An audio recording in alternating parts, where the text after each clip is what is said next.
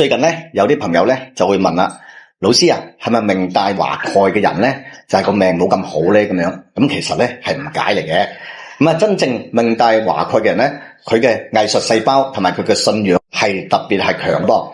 所以啊，其實命帶華蓋嘅人啊，其實可以讀多啲書，因為咧華蓋星嚟講係一個文學同埋藝術嘅方面咧特別出眾嘅噃。當然啦，喺婚姻方面嚟講咧，命帶華蓋嘅人咧就會有些少影響啦。其實主要嚟講咧就係命帶華蓋嘅朋友啊，佢係比較清高些少，因為有藝術感啊嘛。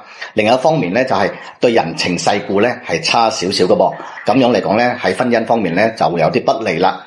其實啊可以提早去化解呢個問題噶。咁啊好似我咁咧都係命帶華蓋嘅噃，所以啊學術數呢樣嘢咧係特別有利噶。